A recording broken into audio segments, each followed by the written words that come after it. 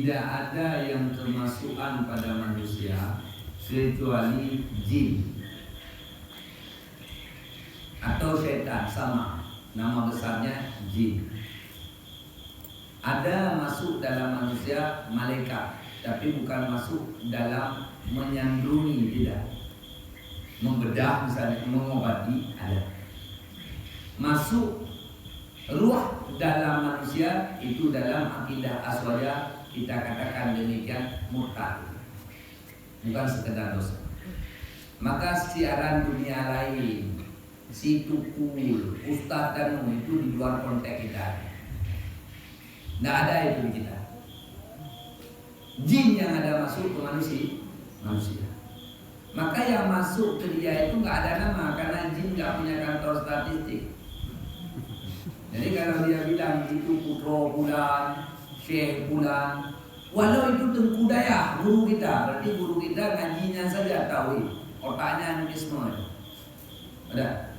Jadi nggak ada kemasukan demikian, kemasukan ruh nggak ada. Kalau ruh bisa masuk dalam orang, kita habis keluar ruh masuk balik, nggak jadi mati.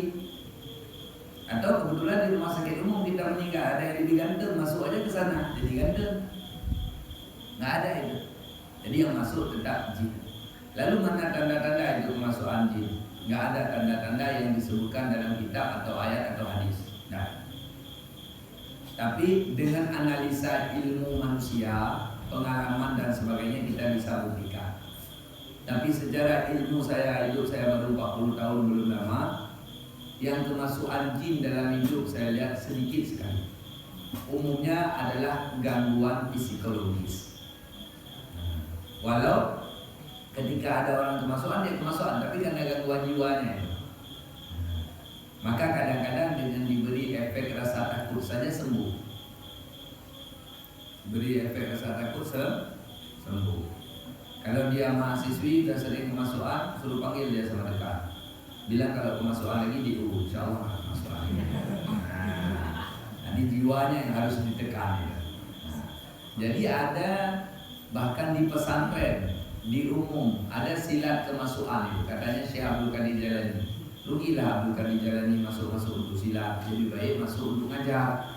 Sudah. Itu ijma dalam mazhab 4, ilmu sihir itu murtad. Belajar silat hukumnya jadi kafir. Yang bingung kita di pesantren masih ada hari ini. Maka ketika abu itu atau guru di situ mendebat kita, maka suruh kembali kepada mazhabul arba'ah. Kitab mazhabul arba'ah pada bab murtad. Salah satu yang menyebabkan murtad yaitu melakukan pekerjaan sihir. Yang dikatakan pekerjaan sihir yaitu menggunakan kekuatan jin atau mantra-mantra atau simbol-simbol untuk mendatangkan kehebatan. Itu namanya sihir. Menggunakan sihir murtad. Nah, jadi gimana mereka? Tetap salah.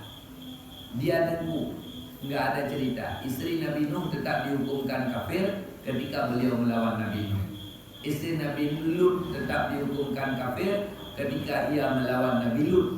Paman Nabi Muhammad tetap dihukumkan kafir ketika beliau melawan Nabi Muhammad. Jadi jangan ada lagi image kepala kita bahwa ada yang namanya kemasukan ruh, nggak ada. Kalau ada kemasukan ruh, nggak ada hadis dhaif hari ini. Saya insya Allah bisalah panggil Ibnu Abbas sekarang. Kalau Ibnu Abbas yang mengajarkan adil, hadis semua keluar ya. Nah, itu yang terjadi, tidak ada.